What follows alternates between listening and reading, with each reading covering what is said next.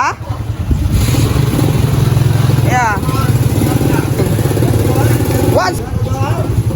Later. Yeah. Yeah. There is flood.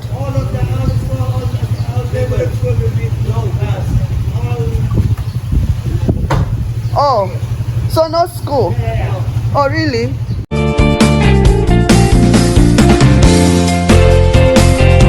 So they've started, what is it called? Walang Pasok. Can you see this place? Oh, my compound is not flooded anyway. Oh, yeah, everywhere it's flooded. Look at someone's house. So guys, this is the view. This compound was flooded a while ago. This morning it was flooded, but it's dried now. This other one is still flooded. This is the kind of compound you should avoid as a student, so you don't end up sleeping on water one day. But this is my compound, flood free. That's what I'm telling you guys. Always ask questions to make sure that the compound you are parking into is flood free compound at least. Like this one, my area is flooded. This is the main street that leads to my apartment is flooded. The other street, the second street that leads to my apartment is flooded.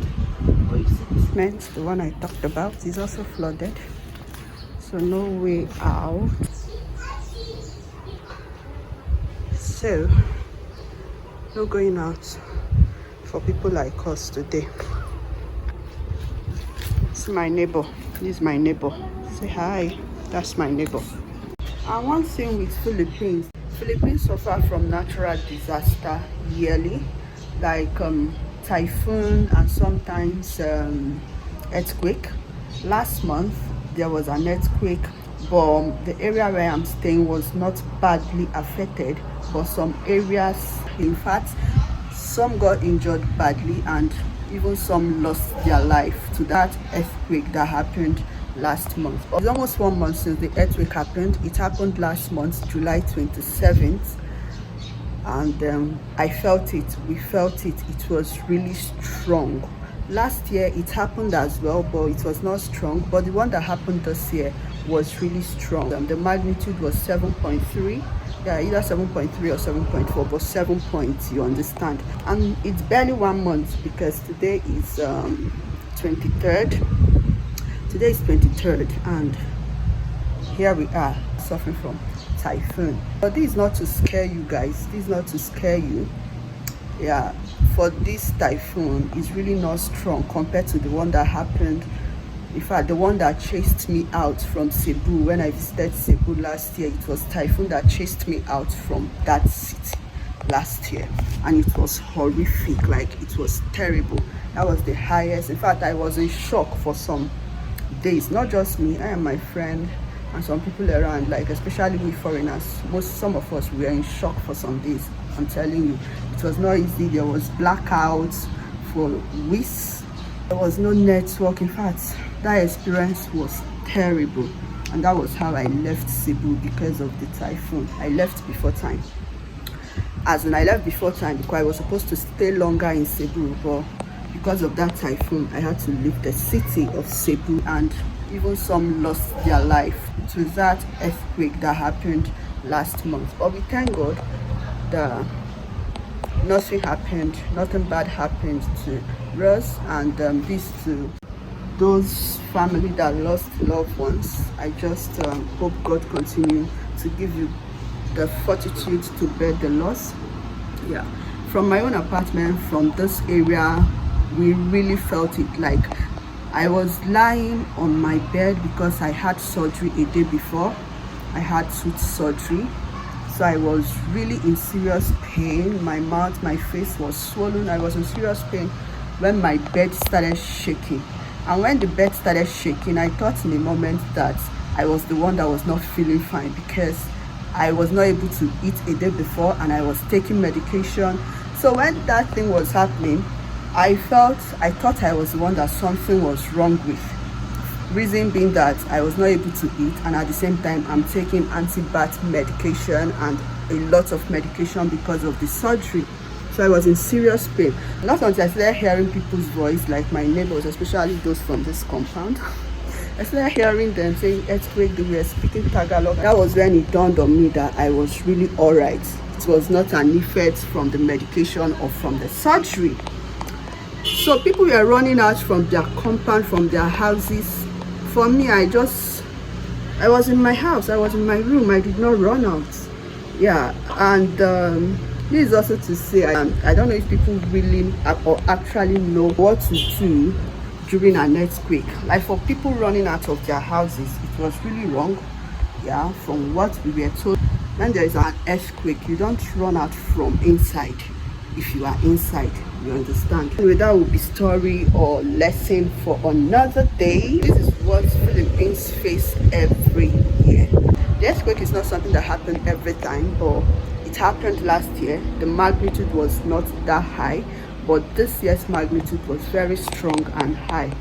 But this is not to scare you. Philippines is safe, Philippines is okay, but just know that natural disasters do happen in Philippines, and they already know and they prepare ahead for it on time. That's one good thing about this country. They normally, or they usually take precautions like preventive measures of all these natural disasters that they are being faced with every year. In fact, before that earthquake happened last month, there was notification, messages, notice to let people, like to prepare people ahead, like they're already anticipating the earthquake before it happened. You understand? So they know what they face every year, and one thing I'll give it to them, that their government, like they prepare ahead of time and for this natural disaster that they are always faced with every year. Yeah, kudos to them, because I know that in some countries I don't really want to mention, but I know that if this thing happened in some country, only God will be the rescuer and not even the government. I mean in some country. Yeah, I know what I'm talking about. Just like the typhoon that happened in Cebu last year. Under how many weeks, months, they restored power, and with time they restored their services, that's network services. If that thing happened, in fact, to the country where I'm coming from, there will be total blackout till further notice for years, I'm telling you, because that one that happened in Cebu last year was horrific. A lot of poles, a lot of electric wires went down, a lot of trees was down, but despite all that, they restored all this within the matter of weeks. And yeah, I give it to them. Like the government, they are really doing a great job. If this thing happened in some country, there will be total blackout till further notice. Normally we are not faced with something like this in my country, but then we still don't have, or some areas, most areas can barely have 24/7 power supply. In fact, in my country there is no 24/7 power supply. For those that will say there is always power supply in some area in Nigeria, we are not talking about some areas where the rich people buy their own transformer or their own solar system to make life comfortable for themselves right there in Nigeria. We are talking about a system where the government provides lights for everybody, irrespective of you being rich or being poor, but the government is doing the needful to provide the basic amenities for the citizens. That's what we are talking about. So I give it to Philippines government for always putting things in place on time to prepare ahead for the natural disaster that happened in the Philippines. That's typhoon especially, that they are always being faced with every year. So Lovelies, this is just to keep you guys updated, like what is happening now in the city where I am staying. Today is declared Walang Pasok. Yeah, back in the days I would be jumping by now, as they have declared today Walang Pasok. But as they have declared it Walang Pasok, I know some students will be happy, despite the fact that they just resumed last week. Some will be happy, while some that like school may not be happy. Some like us that like school may not be happy. But when I was in school, I used to be very happy anytime I hear Walang Pasok. All right, lovies, take care. And the weather is not that bright. It may start raining any moment from now. Stay safe always, and catch you guys in my next vlog. Bye.